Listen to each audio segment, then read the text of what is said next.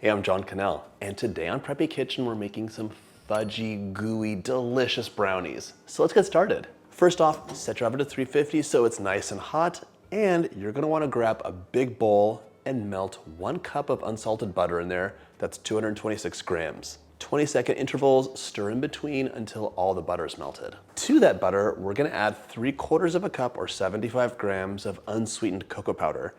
This is super important because the warm butter and the cocoa powder will meld together and release tons of chocolate flavor. Normally I would sift cocoa powder, but because it's going directly into a liquid, doesn't matter. Perfect. We also want 2 cups or 400 grams of granulated sugar here.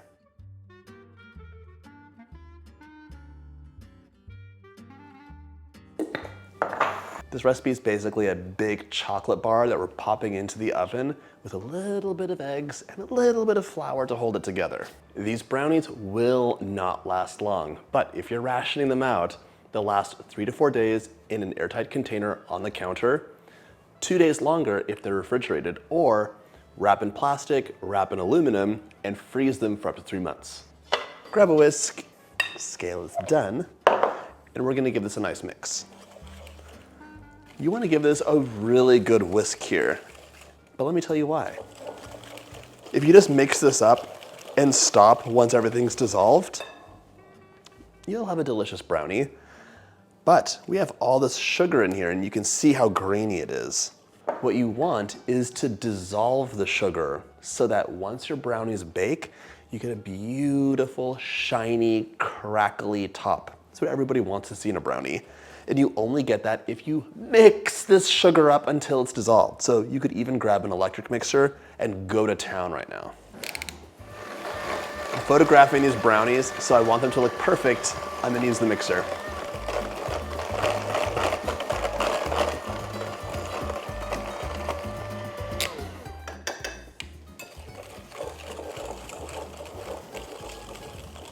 With some vigorous mixing, you can see that this looks a bit smoother and that makes a difference.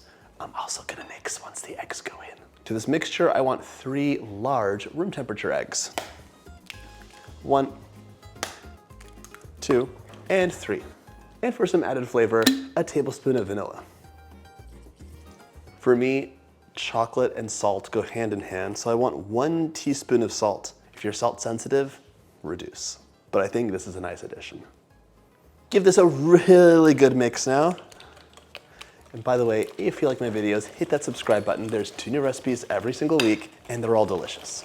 What's that? I want to go back to my electric mixer. You don't have to. You could do this all by hand. I just really want that beautiful crackly top to be perfect for you and me.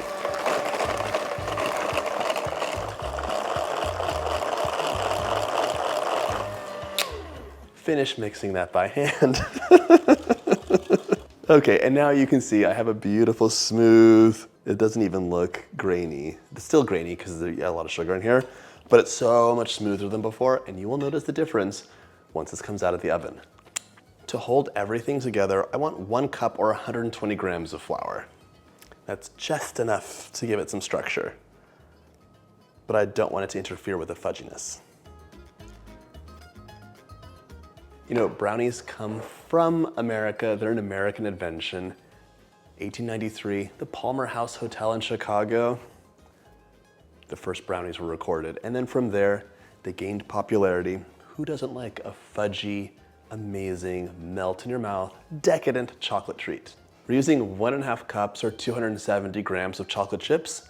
Sub out as much of that or all of it for other things like chopped nuts. You could have some dried raisins. Can you imagine taking a bite of a beautiful brownie and it was full of raisins? Oh my God, I would be so angry. Okay, 270 grams. Today we're just using chocolate chips. Dried cherries could be nice. My whisk is all done. We're gonna fold this together now. Gently. Vigorous mixing is all done. Once the flour goes in, just fold.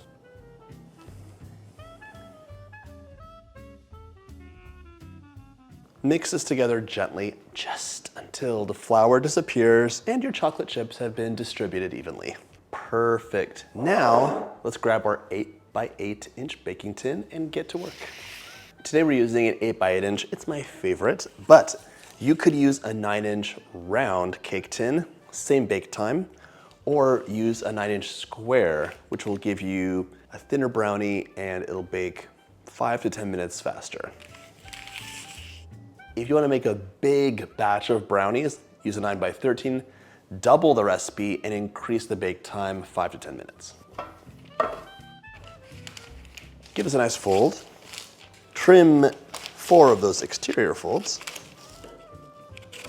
The lightest spray just to act as glue. And now we can slide that in. This wasn't perfect, but it's okay. Transfer all of that delicious brownie batter right into your pan.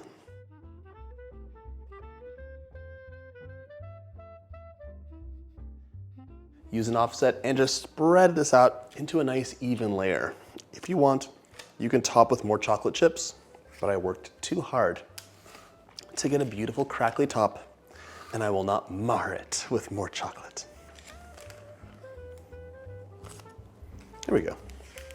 My brownie is ready to go into the oven, but what kind of brownie do you want?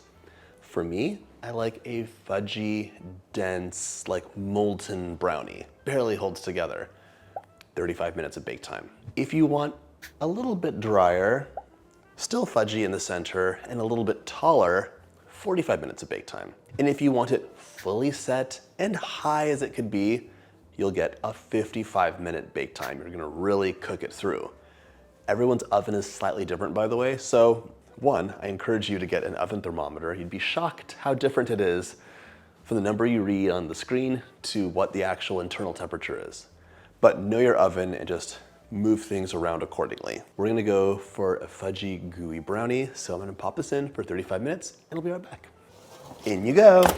Mixing that sugar really did the trick because look at that beautiful crackly top.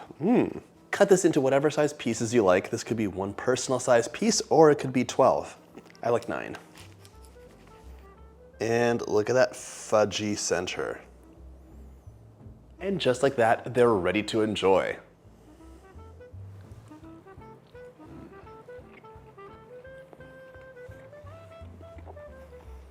That is a criminally decadent dessert. Oh my gosh.